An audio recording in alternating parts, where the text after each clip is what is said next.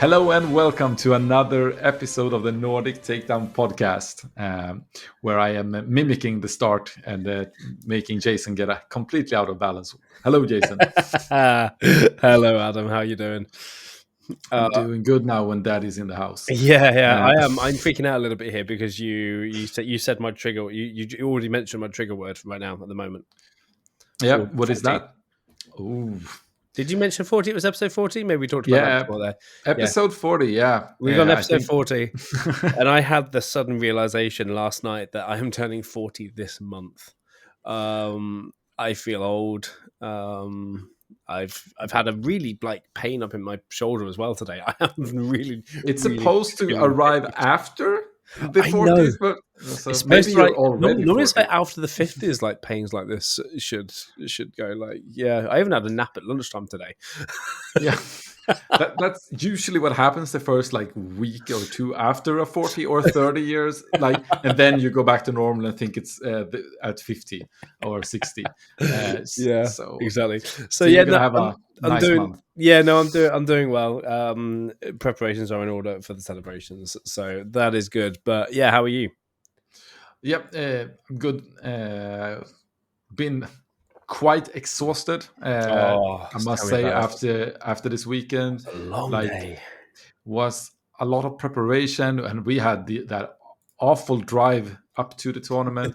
I had the schedule was completely packed all week, with Michaela being here and trying to prepare for the tournament and making that deck tech video with Yona, and then preparing for work this week. So it's been a lot, but it's been mostly fun, but it's been very hectic. Yeah. Now just try balancing all that again when you guys are actually married, and then maybe if you have kids in a few years' time, just good luck, and then you'll walk a few miles in my shoes. At least we will be living at the same place, so she might be okay with not seeing me for a week. That is true. Yeah. Until you do have kids, because then you can't go anywhere because babies with one. It's just they're a mouthful. Stay tuned for more online tournaments hosted by me then. No. Yeah. Indeed. But we're tired because we were as a channel and yourself in playing. We were very heavily involved in the Cantina Brawl 2 in Manatorsk, and this is the Swedish Cantina Brawl, not the Spanish one that we talked about last week. That stole their name, although they did very good. And my strategy for this one was connected to that one actually, but we'll get onto that later. So we were heavily involved in that, and you were heavily involved by playing the whole day. Yeah, I actually played the whole day. That is the truth. You played also almost the whole day because I saw you playing even when you went out. Yeah, I didn't drop, but I took the opportunity to actually sit down and play a few casual games while the Top Cup was going on, because I haven't just sat down and played casual games in a long time. And that's nice. It's especially you were kind of forced to stick around anyway because you had the equipment. Yeah. So no stress. You have already planned that. So I think that was fun to see that some people actually stuck around to play some casual games. And that's it. And the nice thing as well, because I've missed out on my local play because of family. My wife's actually been quite amazing trying to turn her work schedule around when I want to go and do organised play. Yeah. However, she set all this up in October. Then when the shop moved the day to Thursday nights, it's all clashing again. So I met there were at least 6 or 7 people that I met there that are new to the community that I hadn't actually met. So I was like, oh, cool, where have you traveled from? 2 minutes down the road? Yeah. So I met a lot and chatted a lot with people, especially afterwards, that, just playing the games, having fun. Gave some cards away to new players. Yeah, if they're not already were listeners, hopefully they are now after chatting with you. Yeah, exactly. Why wouldn't you just want to listen to my voice over and over and over and over and over and over and over again? Yeah, and again. Over 200 people does, so they want to. Yeah, so that's nice. Yeah, you know. So that's what we did. Yeah, this event was the biggest Twilight of the Republic tournament in the Scandinavia, I think, so far. Yeah.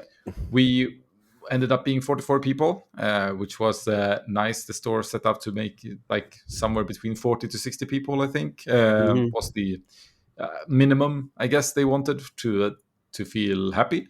I'm glad that actually occurred. There were a few more that like wanted but couldn't. A lot more actually that wanted but couldn't. Someone who couldn't made it. Just think if we went to another round of Swiss as well. I think we would have needed like 20, 30, 40 people more for that, but from another round of Swiss. But that was it was an amazing tournament. It was amazingly hosted. As you said, we were as a podcast really involved, and like Jonah and Victor was also there in a way. Victor was playing, and Jonah was casting, and of course Matthias was the judge. So like the whole crew that from here was basically involved.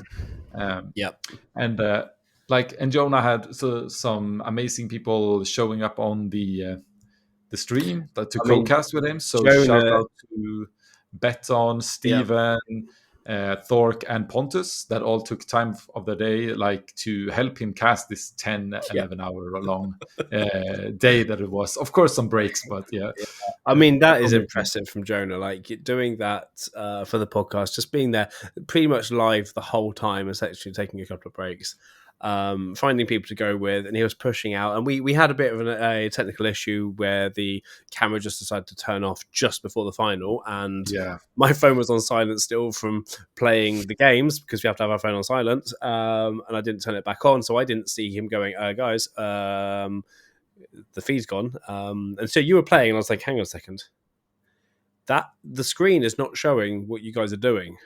And I panicked. I proper panicked. I was like, so unfortunately on the feed, the game one is missing, the one that I actually won, and actually showed how it's supposed to be. But the stream catched me win a few times. I actually looked back to most of the stream just to see like how the guests were doing and Jonah, like, and it was nice. It was good. I guess my takeaway from that is like I play very, very fast, and that is not easy for the casters. So maybe I should slow down for the casters. And like there was like the game one, I was on the stream table of game one, like that one went over so quick. So I imagine they had to sit and wait quite long before next round. And we've only got one camera on one table, so we can't just like flip to another table to see what's going on there. We have to stick with game one. Oh, by the way, these guys finished in 5 minutes. Can you just scoot over from table 2 into table 1 and see what they do? That didn't work. That wouldn't have worked. No, I think for the next time, I think we should like try to not have Sabines or Django's on the table 1, like for most like. The first few rounds, like because that would be more interesting and long. I mean, Bosk decks are like prime streaming material, right? Exactly, And there was some Bosk mirrors and Palp mirrors in this day. They would have gotten the full 75 minutes. It was like 4 or 5 draws, I think, in this tournament. So, but that shout out to everyone that was involved in that way. Shout out to Matthias for like basically helping Manatorsk run the tournament, but in a way. And for Tep as well, Piotr, he was also involved early on as well in terms of organising as well. So we can't forget him and what he did there. But like, it's very well run by Matthias. I've got to say, like I had a car journey to and from Malmö with him as well, and he was talking about what he would do differently the next time he was judging a tournament, and he did it all. And people were even going up to him and saying, congratulations, really well run, really nicely. People knew everything that they were doing, everything was right. People knew information, before lunch, when to get back for lunch. It worked like clockwork. Yeah, I think it was also easier for him, like a little less big of a tournament and not 3 other tournaments around in a big hall where you have to shout very, very high. It was easy to put out the information on spot as well. So it was... and he had a screen. He had a screen behind him. Yeah. You could see the timer. It was except when it's timed out, right? It's just... I missed that. Was that in the top up? Because I a few times, and he was starting to get annoying because he couldn't keep up. But but that was not. It was only That is during funny. games, like sometimes, like, hey, what is the time? I can't see. Uh, but the few Yeah, times that I like kind of went to time, I well, I didn't really go to time anytime, but one was really close, so yeah, I had to yeah. watch it a bit. Nice. But Yeah.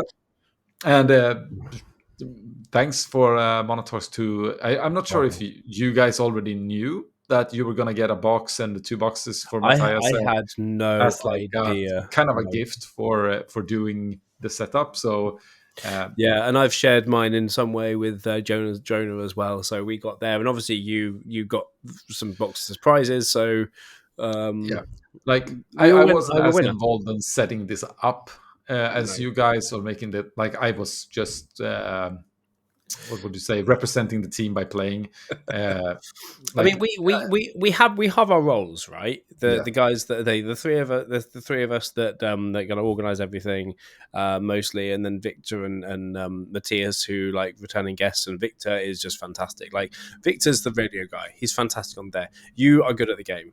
Jonah's also good at the game, but he's great at casting. I can do the tech stuff and talk. yes, yeah, very well. I can't So play the game, but I can do that. And but Matthias knows the you rules. you did Like get some wins. We're gonna come to that. I did, But and I didn't drop after 4 rounds as well. That's what I'm most proud of. that's also good, yeah. And like I think that and like I was more involved in the Malmö game week, for example.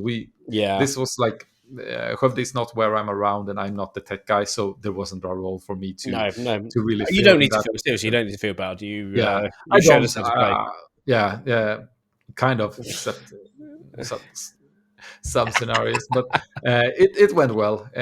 So, like before I talk more about me, my experience, like how was your experience, Jason? Like, For me, first, by the fact that this is like our home arena. This is yes, the first time I've actually played Star Wars in the shop and sat down to play there because of my time schedule. oh So yeah, for because me, you couldn't make the pre-release, I so I couldn't do did the that before you. pre-release. Yeah, Yeah, exactly. So you got in there before me. So yeah, so Thursdays I haven't been able to play. So actually sitting down there and playing with in a air conditioned basement, which it's like yeah, the facility is just fantastic, and everything's there. They have coffee. They even have they even sell protein bars in there as well, which is fantastic because I forgot yeah. to eat Some dinner. I small forgot to eat sandwiches. dinner. Yeah, Yeah. So all of that experience was great for me. Getting there, the stream started up really well, and I could just sit back and just get to know people. I did a few telephone interviews from the phone that was on the stream, which was a lot of fun. Had a little bit of a joke with my Hyung proxy that I yep, did that we've been talking about as well, which someone did actually win. yeah, Quotes. We gave that to the person who came last, and she was actually very touched that she walked away with something and thought it was great because we did play a game as yeah. well. That's So nice. Yeah, which was really nice. Is the local getting to know the local community, that was a huge highlight for me as well. So yeah, that experience was great for me as coming down as a player, and just meeting everyone, like chatting, having a laugh with Victor, and chatting to Tobias, who made the I don't know if you guys have seen the in our Discord and other Discords and on Facebook, he's made 3D printed oh yeah, token cases that you can put everything in and they fit into the deck boxes. yeah. Into the fantasy Star Wars deck boxes. So I bought one of those from him, and it is fantastic. And so just chatting with him and chatting with a lot of other people, the whole day was just brilliant. And that wasn't even about playing the game. Yeah, like really nice stuff. As you said, meeting these people, like the tournament in itself. Like if we are starting to move into the game area, like Yeah, there was quite a diverse meta. There was a lot of different decks. There was like 2 standouts, like 2 or 3. I think there was way more Sabines than I thought. yeah, It was like 5, I think. yeah. I Uh, mean, and only 2 Django's. So I yeah, had yeah. thought it was going to be more Django and less Sabine. Well, there was two. It was two Django Tarkin down. We should say. Oh So yeah, and one Django Green, right? yeah, so we had, but in terms of like even the how many there, we had six Sabines. Yeah, We had 5 Anakins, yep. 4 old Han, old Han, Yeah, yellow, all of them. yellow Yeah, old Han, but just in general, anyone they only played yellow for yeah. the for old Han. And then like Django, there was 2 Tarkins, 1 ECL, 1 yellow, 2 Cads, 2 Bosks. Oh, no, it has to be more than 2 Bosks. Oh no, there were four Boss Blues. Sorry, 4 Boss 4 Blues, Bosk Blue a and Boss 1 Bosk ECL, Green and and Boss 1 Green. Bosk ECL. Yeah, Yeah. yeah, So like there was quite of a influence on the yeah, Boskus from the Birmingham tournament. yeah, Fortunate yeah, for them, they did not have the showing they wanted. Like a few of them were at 4 wins, but missed out on strength of schedule yeah, to yeah, top it. And some of them got the karma treatment, faced each other in yeah, those yeah, yeah, long yeah. matchups. But then, yeah, exactly. And then others actually showed up as well. There's 1 Luke, 1 Kira, 1 New Han, which Yep, was what I played. you.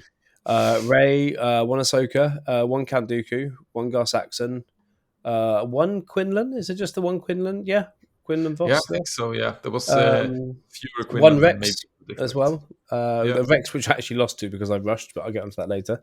Yeah, it was a weird game. I thought I was gonna. It was a draw. We had less than 15 minutes left, and I tried to just go aggro, oh and yeah. it did not work because I was panicking. And then So we still had 5 minutes left by the time I lost. amazing. Yeah. I know. So yeah, What did you play? everything. Only 1 Mando as well. One Mandalorian blue, Yeah. which And there was was a double Yoda blue as well, 1 or 2. I'm not sure. But yeah, a lot yeah. of different stuff, even though the meta decks were quite represented, but I think a little bit more Han Yellow than you would have thought, and a little less Django Yeah, Tarkin Town than you would have thought. I didn't expect to see that much Han Yellow, and that was my first game Yeah. against a Han Yellow, and I was like, "What do I even do here?" Like, and then I was completely surprised, and then the same thing happened in the second game, which was less surprising, more annoying. Yeah. Yeah, but there was some younger guys that were playing as well. There was a kid called one of the shop owner, his son Henry, who's I think is he 13, 14. Something like that. Yeah, and then Lucas, who we mentioned before, he's 9, and he played the Yoda Blue and played and yeah, pushed on through the day. So good to see young players.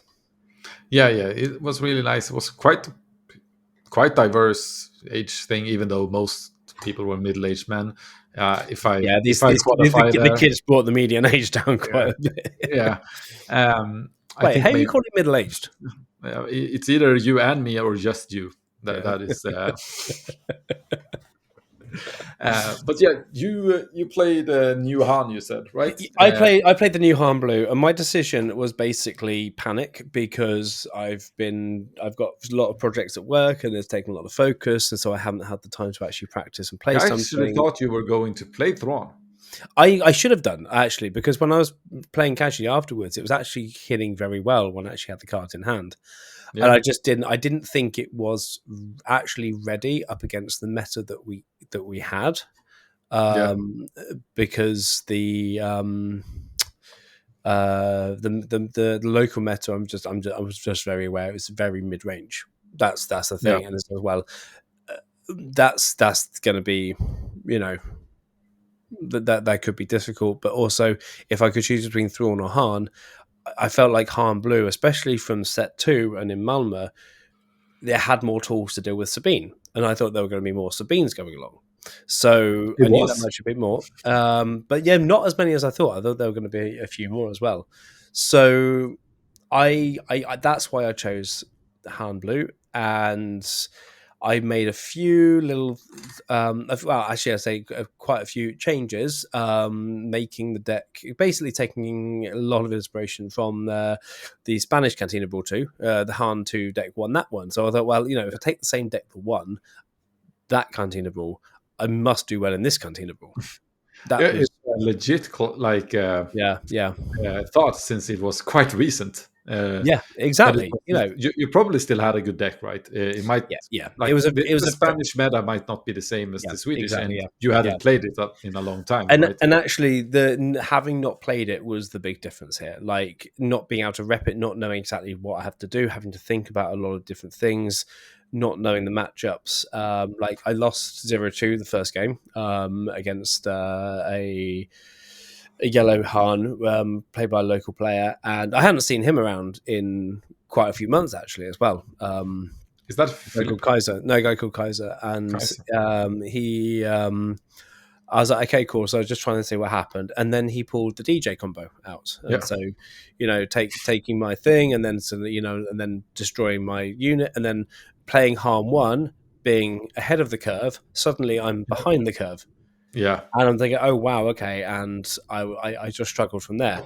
Game 2, the same thing happened, and I didn't have anything on the board in order to kill DJ to get my thing back. Otherwise, that was obviously the full focus.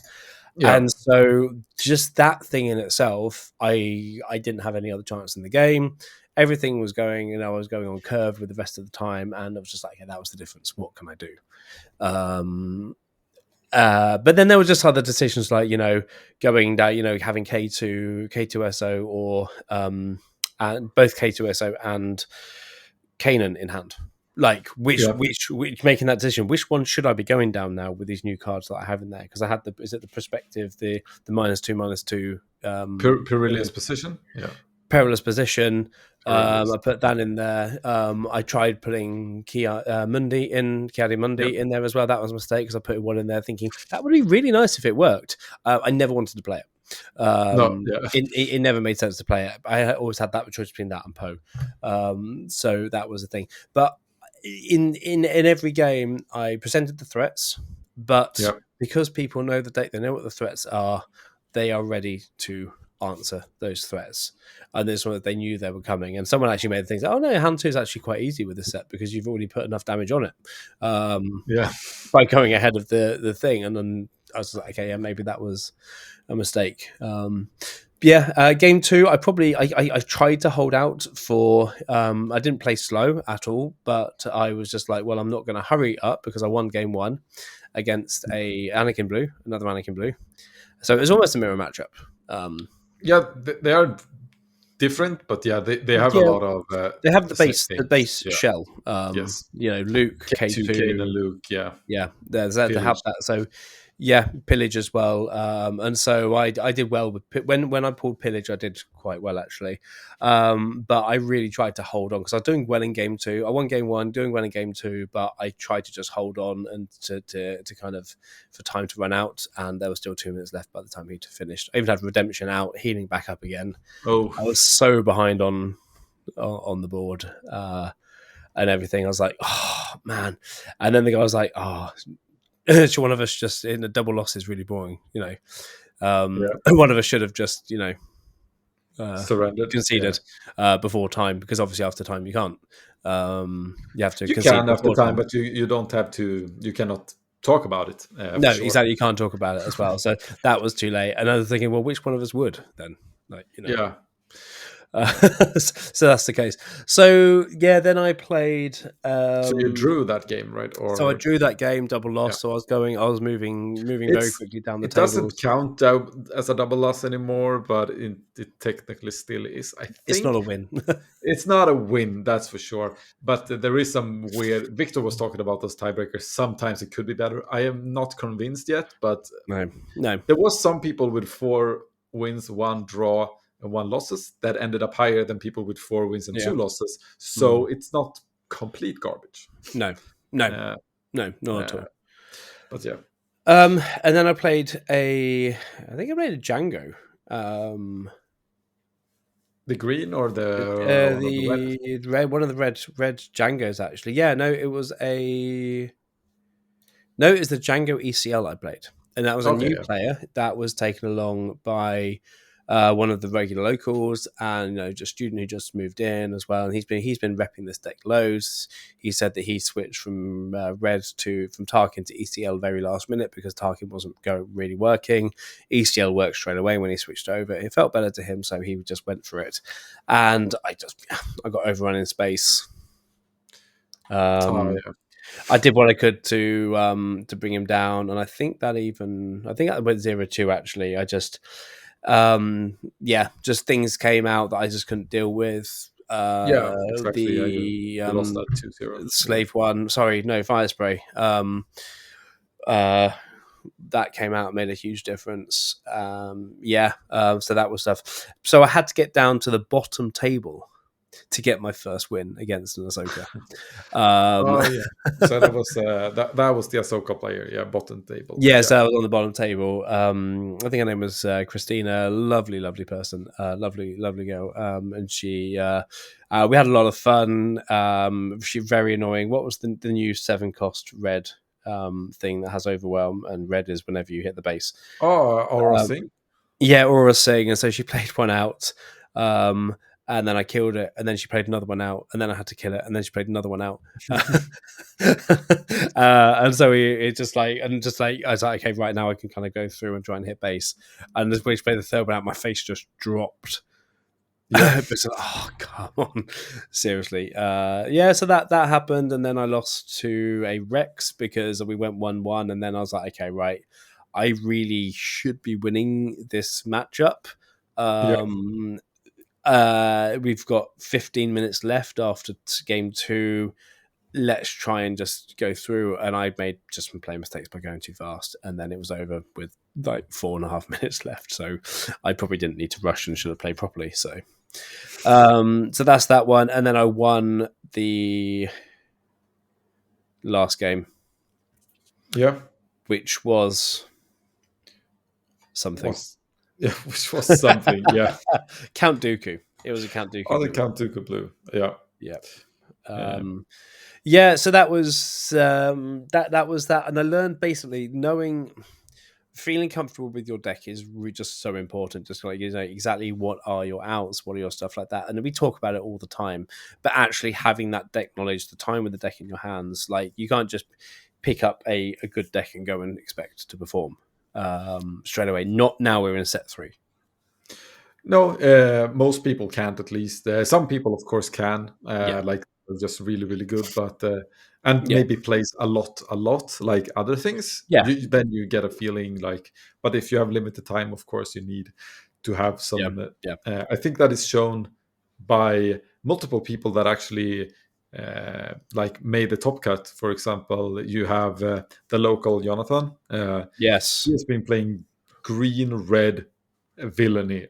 Like every time I faced him in every tournament, and we always face. It was wasn't it Vader, right? It was Vader in the first one, and then it's Bosk, and then I've seen him play Maul, and then back to Bosk, but it's always been like green and red. We also know the Sabine player who won it all. He played Sabine in Copenhagen, so he played it there, and the 8th placed into the top cut Emil. I faced him in a tournament here in the Växjö. Still, he was on Ray at that time as well. So people played a lot what they already knew from set 2. And I guess through. And I guess we're seeing that more on that. And I haven't actually realized that until I guess this tournament, seeing what people play that I've known from the community. And it's just like exactly what you said, that they are now kind of getting known for that. I guess it's an archetype of a deck, like playing those aspects, playing that shell, and just playing around with the cards that you have there, going deeper and focused into just those aspects rather than going, what I'm trying to do is like, oh, Quinlan looks all useful. Chewie really has to work someday before 2030. So what's going on with that? And just trying everything out, because that's what I'm doing with the game. I'm just trying other stuff out that might be working, might be fun, because I want to experience it. So that's probably the difference between. Yeah, like and even like Philip has played a lot of like a Han Yellow. So the most of the people had really played the decks like for months, like maybe switched to something else, but then back and like and prepped with this. I know that Victor, he's not generally a Krennic player, which he played, and he will probably talk about this next week, hopefully when he's on. And like I of course did not play Anakin the last set because he wasn't No. he wasn't there. But I But did play a lot of Gray. you also nearly took Han Blue to the One More Game Week as well. Yeah, I And you were was. testing that a lot with Jonah. Yeah, Jonah Yeah, was testing it, and I was like very intrigued by it. But I'm not sure why I felt it was a difficult deck. That yeah, was probably wrong. It's not that yeah. difficult. It's it was just new and terrifying, I guess. So I went for Sabine because I could get more reps in with Sabine. But Yeah. But do you feel more connected to green yellow heroism? No, sorry, green yellow, green blue red. red. No, green red heroism because you went Sabine so much, or do you feel more comfortable with the blue red with the control? I mean, if anyone's interested, Adam and Jonah did a fantastic video on the Anakin blue deck, so we don't need to go into it too deeply here. No, yeah, we But did we did a deck tech on that yeah, deck, which I, Jona, Tobias Lind, and Johan Rosenströmer was working on. Yeah. To your question, what I was is most comfortable with, I think I think I'm a little bit more comfortable in the blue red shell, but I think I know I've had a problem with the leaders before. Like I really like the Ray, but yeah, she that's right. You did was go Ray red, yeah. yeah was but she was like too bad, I thought, for that thing. I like the force package, which I missed that Han in set 2 there. The Han 2 Yeah, yeah. isn't a Jedi. He's not a force unit, which Anakin is. So Which I don't get because, like, he just we're going into the lore here. Like, he married Leia. She was force sensitive. Like, I don't get why it didn't, take him in. Anyway, get back to what you're talking about. yeah, This is just but yeah, exactly. Yeah, so I've been like kind of known as different things, like online. Like people think that I'm the Sabine guy in Sweden. Most people like refer to me as a Boba player. Like I've true. Yeah, most physical events has been like Boba for me. Now he's suspended. Try something new. But I yeah, think this Anakin Red list is probably the most fun list I played. Like Han 1 Green was very OP in set 1, I must say. But this is probably the most fun one, and I like the options that you get. It's very intense playing it. yeah, But yeah, I'd say I feel quite comfortable in it, even though obviously all like things have some rough edges. I think like Sabine feels the most powerful sometimes when you yeah. play it. Like you just, haha, you can't beat me. I mean, it's extremely, extremely fast. Like Yeah, you need to be you need to build your deck to beat Sabine. yeah, You and need to main deck against Sabine to do well against it. I prefer to switch around a little bit and like Yeah, jump onto what I think is probably best. But yeah, it's been like periods of times: Boba, Han 1, Sabine, and then Boba again, and now into Anakin.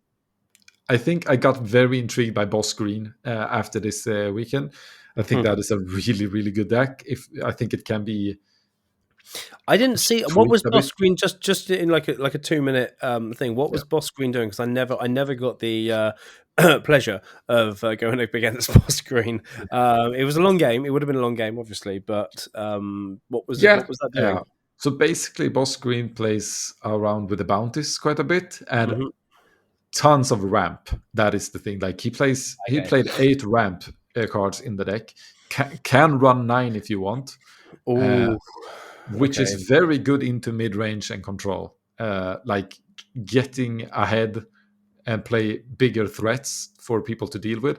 And since my Anakin list is on the control side, it was really rough seeing him going up to 8 resources when I was hitting 6.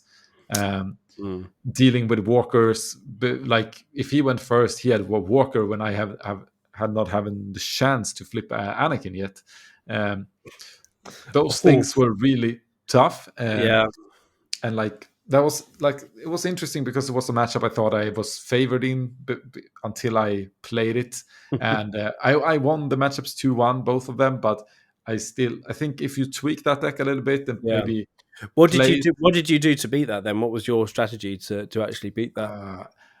Like I played around my outs and like kind of kept on certain information for him hidden, so he had to play around that I might have things that Mm-hmm. I don't have. So he had to make like chances basically. If he has this, I might lose if I do this, and vice versa.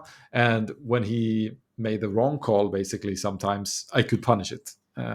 So I always went second, basically, trying Okay, to. yeah. So it's like what you went and said in the video. Like you're reacting to what he is doing. Yeah. The best you can to Yeah. do the best control. So yeah. So that is probably enough said about that. But the run. That's really interesting. Like these decks that are coming out are really good. That's the big question is, how do we? Okay, if they're really good, if they're doing this, what's the strategy to beat them? Yeah. Because Either that's pick it up important. or change something. Yeah. I am really in love with the red blue heroism, so I might not switch to green red villain, but I think that deck is really really strong. And if I were to experiment, like have a villain deck and a hero deck, I think that would be my villain deck at the moment. Yeah. For sure. And like, so short on my run, because there is a video out there on YouTube that I go. I went 6-0 in Swiss, faced up against a mirror. I started with a Sabine, played a Django, played Victor on stream, his Krennic. Then I played Han Jello in this, and then I played Jonathan the Boss Green. I went 12-2 in game score, so only like dropped two games total. Like, so it was like. So good I had record. A pretty good record. Then went into the semis, quarters, faced up against the Ray Tarkentown. What was your other 2-1? It was Boss Green and Django Red. I think that is the one that everyone was catching, because it felt like it was. You've got a sideboard in. You've got a sideboard into Django Red. And like there was like 10-15 people around the table. It felt like watching the game, because we were like there was one game that went really long, and I'm like, okay, I have 5-6 people on my side, and then there was 4 people behind Jacob. It was very intense and very fun. It was like I was at around the 25 HP mark, and he had like double daring raids on hand, but I also had some restore on the board. So he did the math all the time. He could just not end me. And I was just like also kind of doing the math. I have to do this so he can't end me, and I can soon end him. And in the end, I like ended him, and it was a 2-1 victory. That was a really fun game. Then, of course, Ray Tarkentown in the quarters.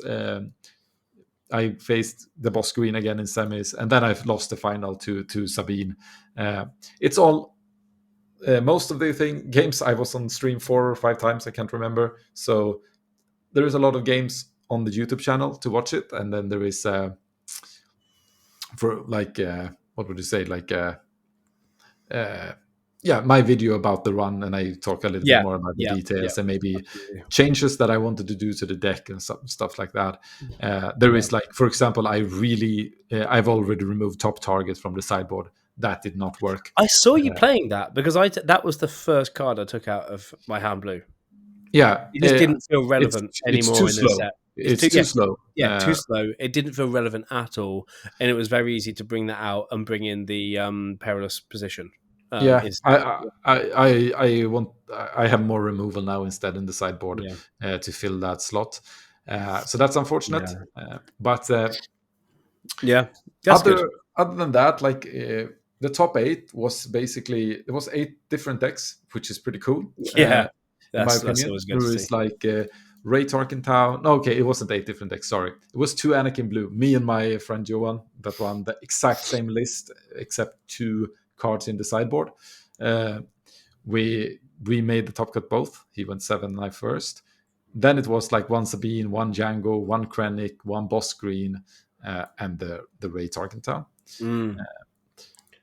so very fun to see that it was this diversity after, and I know that the ninth place was a Yoda double blue, then 10th was the Cad Tarkentown, and then the first Bosk Blues arrived. So yeah, there was a lot of different decks that were performing, which was pretty cool. Yeah, no, definitely, and I think that's this is the positive side. This is the fun side of post Boba Green, surely. Where people can experiment, people can enjoy the game and not be afraid of the big bad wolf when they come to these tournaments. Yeah, and I think. Of course, now when we're talking about, we have to shout out a little bit to Kevin, the one who won it. He won a case after beating me in the final 6 booster boxes. Pretty nice for a 44-person tournament. And he had actually like a pretty amazing run in the top cut. Like, right, yeah. For people, like he played Django Red in the top 8, the Jakob Volleman, who went 5-1. Django Red is traditionally I say 1 month in, but Django Red is supposed to be pretty good against Sabine. Yeah. That's the reason why Victor did not want to play Sabine, because he was afraid about Django Red. And he took him down in the quarterfinals, which is very impressive. Then he went to semis against Han Yellow, which is also traditionally a good answer into Sabine. Because of the cunning. Yeah. And he had also lost to Philip 2-0 in Swiss, and took him down. And then he got his more favorable matchup against me in the final. Like, I would personally much rather have faced Han Yellow or Django Red, because that is better matchups for me. Yeah. And then he lost the first game, and then he like really just punched back in game 2 and 3. I remember him making a comment about the making sure to deal with your Anakin after the first game. The first game was pretty. If I remember, it was pretty clear that I was gonna win it. Like, I had the right cards. Game 2, it's so big difference to go first or second against Sabine, and then so he like got the tempo, and I tried to respond, but it was just too much. Game 3, I didn't get the 2-drop, and I didn't have good the right 3-drops after Mulligan either to deal with him, and he just steamrolled me.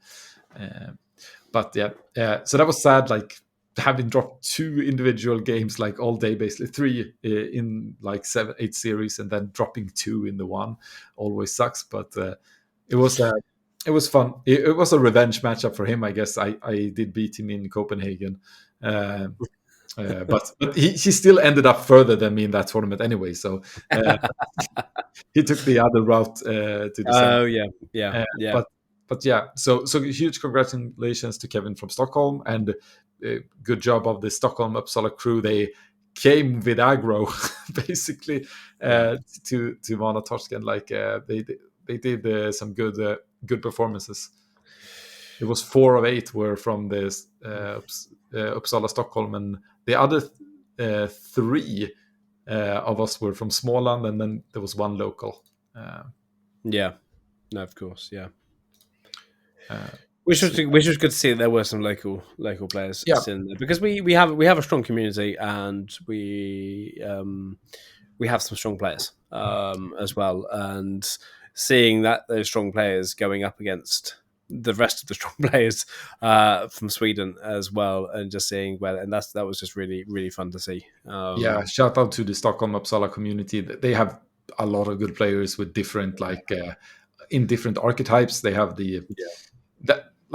I'm really looking forward to the PQ in Stockholm, because then we are going to really have to face up against the Stockholm and Uppsala community, and see if the rest of us can break in there and take it down. It's going to be real fun. But yeah, so conclusions of the tournament was that it was really fun. It was open, and it was like a great general feeling, I feel like. Yeah, it really was. I mean, the atmosphere the whole day was just fantastic. it wasn't obviously just us. We had people playing Digimon in the corner and other board games and stuff behind the screen, because that's just what they are. Really nice kind of just sit down and wait area, like take coffee tables and stuff, so you could just sit and have a good time right in the middle of the town. It's just the whole atmosphere was just so very welcoming. So even if you're a Skövde, like just get down to Manatorsk and check them out and play a couple of games there of anything. They have a full library. Like almost every game that they're selling, they have in their library to go in and play. That is just amazing. Like a side note, no, this is a Star Wars podcast, but I love having like going to be able to like just borrow a board game. Like you buy some fika, the Swedish fika. There is no English word for that, but you buy that and play some board games, and you test one out like that you don't have, because board games they're not an expensive hobby, but it's expensive to buy something for 700 Swedish crowns and then not liking it. That is not fun. Exactly. So I think that is a great option that the store is offering, and I know there is more stores that does this. This is not something. No, of course, but because the Vekwa, I can't remember what's the name of the Vekwa store. Yes, Nexus. Nexus Gaming, also a very good store. I've been there once. I've got one of my best Keyforge decks I bought from there actually. You know, you remember a store from the quality of Keyforge deck that you opened from there. But they've also got a little cafe and play area and everything there as well. So that's another one. But having the place where you can actually go into these shops and sit down and play. Those kind of shops stand out, and when the people like invest in making that a comfortable environment, they're the kind of shops that we want to go and play in. They're the kind of communities that we want to go and play in, because they've got everything. Yeah, and that's a great segue, because there is actually in Nexus Växjö the next tournament in Sweden. It is this Saturday. I think I'm going there. There is 22 spots, because the store is not as big as Manatorsk, but it's 22 spots. I think 18 was filled up. 22 is also quite a lot for what I remember. Is there another room? No, it's going to be crowded, I think, and like it's going to be real fun. This is the second tournament they are arranging without store showdown or anything. This fall. So this isn't a showdown. No, this is just their tournament. Yeah. Oh, wow, great. And they are like, they want to grow the community. There is some locals there really trying to push it. Like for example, Emil, who was in the top 8 at Manatorsk event. So I hope we fill all the 22, so we get some good prize pool, and it's just gonna be Swiss rounds, but I think that's fine. After that last weekend, I don't have to play 10 hours again. I think 5 will be enough. And apparently I am king of Swiss, so maybe top cuts are not for me.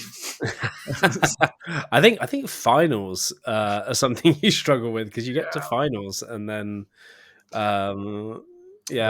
then something happens. I guess I just won the online league from Take the Initiative. So, but there was no money at stake. So I guess that's, I mean, I mean that is a final that you. And it was Sabine, so maybe I am a Sabine player.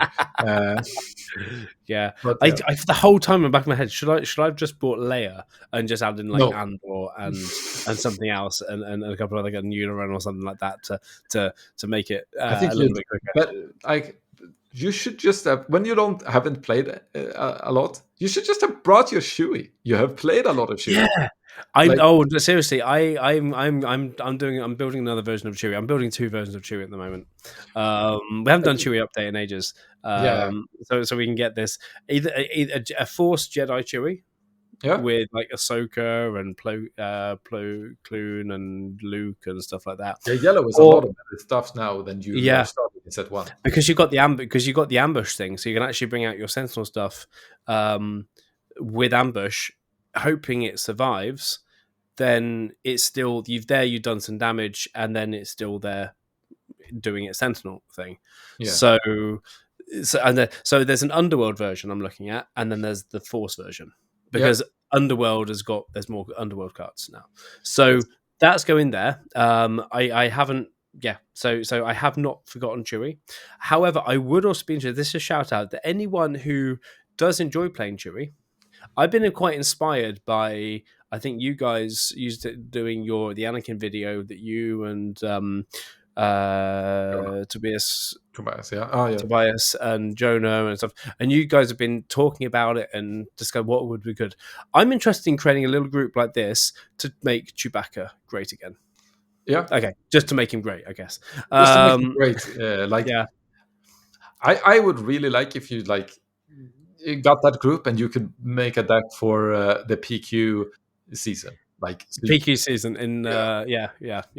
We are see what happens. working on trying to get to multiple PQs, and we'll see where we land. I have marked all the Scandinavian PQs in my calendar. Yeah. I might not be able to go to Finland. It's way more difficult from Värnamo than it is from maybe Stockholm, but the rest of them are really marked, and I hope I can make attend to send them all. Depends a little bit on the price support, but So if you're interested in getting a Chewy study group, then please reach out to me, because I'm constantly wondering how can I make this decent, because it's still got potential. There's still something there, I believe. So we'll see where that goes as well. And now you've gone 2-4 in the last two events. This is not a dig, but I don't think, because you've played Chewy more, don't think that Chewy will win you 1 and 5. No, I think, not at all. It would be 2-4, maybe 3-3, because you know it better. Probably I could. I mean, also practicing would also improve my scores. Just in general, practice is good, right? Practicing I don't think there is many play. NHL player that is not on the rink in the week. Just it's game today. Let's go. No, there we go. Great. So I mean this episode basically really just was a roundup of Saturday, because we had a fantastic time. We've put up 2 videos on our YouTube channel. Go and check them out. One is the tech deck, and one you put up for your run, because no one's interested in my run, so I'm not doing a video about that one. So Humble's run is up there as well. Your video's got 750 views or something now. The one that you and Jonah did as well, which is a record for us with a non-stream video, which is really nice to see as well. So get in if you haven't found our YouTube channel yet. Get in there. We are trying what we can in our spare time to put content up there. So all your support is very necessary.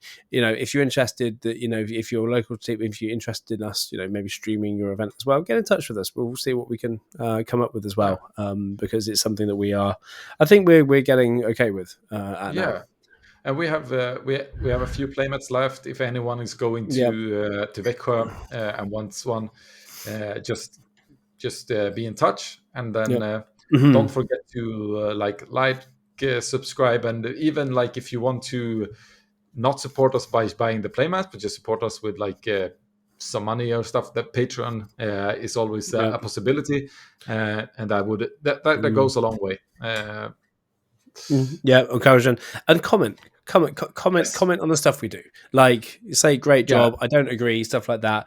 One thing I think we need to be better at, Adam, I think, if I can just publicly say, is actually, I think community answering the comments, but also being active in our community. So come ask us questions and invite us to be more active there as well. So that's in Discord and anywhere that you can do that as well. So I think Jonah and Victor is doing a good job mostly there. You and I a bit worse in that part. So I've got kids. That's my excuse. Yeah, I got alive. We want to be better, but we also, we just want to invite you there to kind of do that. If you've got a good idea for an episode, get in touch with us. Multiple people have been, and we still haven't done them. We have done some of them. We've done some of them. Yeah. And there is actually one. Right now, I remember that I forgot about, so I'm gonna check that one. Yeah, exactly. But we are we're very grateful for any support verbally, or likewise that we get. So yeah. Thank you all for your support. Thank you for tuning in on the weekend. Long outro. See ya, and may the force be with you. May the fourth be with you. Good night.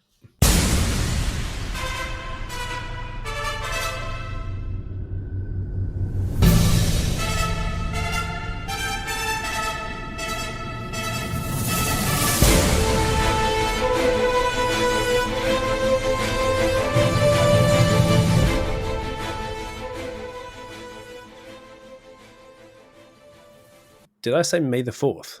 Yes. Dude. Tired.